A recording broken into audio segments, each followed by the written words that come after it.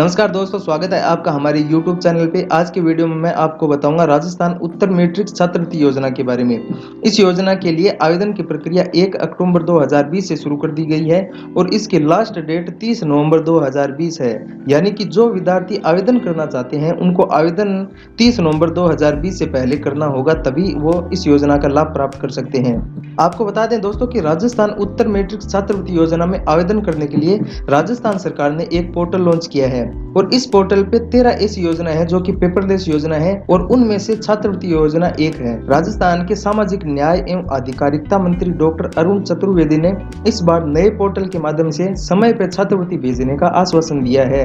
जैसा कि दोस्तों आप जानते हैं कि पहले जब आवेदन करते थे तो छात्रवृत्ति आने में 2 से 3 साल का समय लग जाता था, लेकिन अब की बार इस पोर्टल के माध्यम से छात्र के अकाउंट में छात्रवृत्ति की राशि समय पे आ जाएगी। आवेदन करने के लिए आपको कुछ डॉक्यूमेंट्स देने होंगे जो कि हम यहाँ पर जानते हैं। सबसे पहले दोस्तों मैं आपको बता देता हूँ कि जितने भी डॉक्यूमेंट्स हैं वो आपको ओरिजिनल रंगीन स्कैन करके ही अपलोड करना होगा। आय प्रमाण पत्र 1 पेज वाला, जाति प्रमाण पत्र, मूल निवास प्रमाण पत्र, अगर कोई स्टूडेंट विवाहित है तो विवाह प्रमाण पत्र, अगर कोई स्टूडेंट्स अनाथ या विधवा है तो अनाथ या विधवा प्रमाण पत्र, अगर कोई तलाकशुदा है तो तलाकशुदा प्रमाण पत्र और पिछले साल की मार्कशीट देनी होगी, फीस की रसीद देनी होगी, mobile number, email ID, bank खाता पासबुक, आवेदनकर्ता के पासपोर्ट की साइज फोटो और कक्षा 10 एवं 12 की अंक तालिका, बीपीएल प्रमाण पत्र और एसएसओ आईडी देनी होगी। दोस्तों आपको बता दें कि आवेदन करने के लिए आपको एसएसओ आईडी की जरूरत पड़ेगी। अगर आपकी नहीं बनी हुई है तो मैं आपको लिंक डिस्क्रिप्शन में दे दूंगा, आप पता कर सकते हैं कि आपको एसएसओ आईडी किस प्रकार से बनानी है। उत्तर मैट्रिक छात्रवृत्ति योजना में आवेदन करने के लिए आपको कुछ पात्रता का पालन करना होता है जो कि हम यहाँ पर जानते हैं। सबसे पहले आपको हम बता देते हैं कि यह राजस्थान के स्टूडेंट्स के लिए ही योजना है,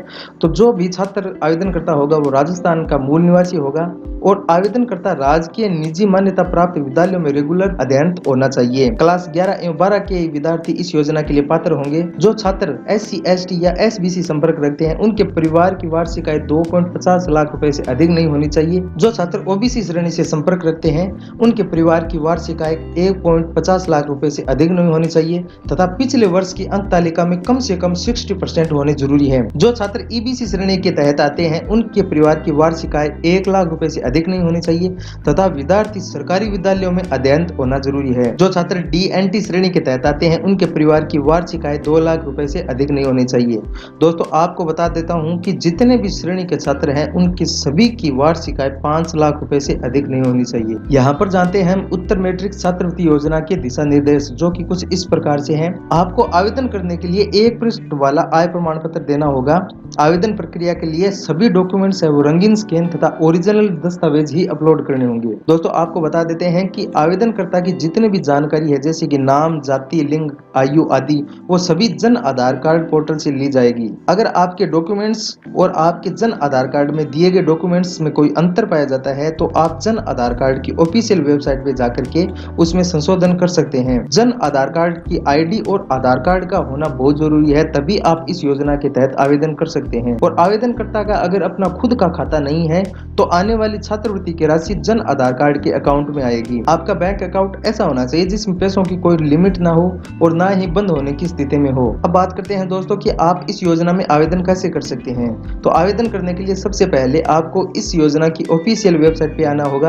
वेबसाइट पे आने के बाद अगर आपकी SSO ID बनी हुई है तो आपको लॉगिन करना है और अगर आपकी SSO ID नहीं बनी हुई है तो आपको रजिस्टर करना है। दोनों ही लिंक आपको SSO की ऑफिशियल वेबसाइट पे लेके जाएंगे। जैसे कि हमने साइन अप किया, साइन अप करने के बाद हम आ जाते हैं SSO की ऑफिशियल वेबसाइट पे। यहाँ पर आपको सबसे पहले SSO ID बनानी होगी। SSO ID आप जन आधार कार्ड, भामाशा कार्ड या फेसबुक अकाउंट या गूगल अकाउंट से बना सकते हैं। SSO ID बनाने के बाद आपके पास आ जाते हैं SSO यूजर नेम और पासवर्ड। यूजर नेम और पासवर्ड आने के बाद आपको लॉगिन करना है। लॉगिन करने के लिए आपको यहाँ पर SSO ID डालनी है, उसके बाद में पासवर्ड और कैप्चा कोड डाल करके लॉगिन कर लेना है। लॉगिन करने के बाद आपके सामने न्यू पेज ओपन हो जाता है। उस पे आपको स्कॉलरशिप का ऑप्शन दिखाई देगा। लेफ्ट साइड में आपको मेन्यू बार में स्टूडेंट स्कॉलरशिप का ऑप्शन दिखाई देगा।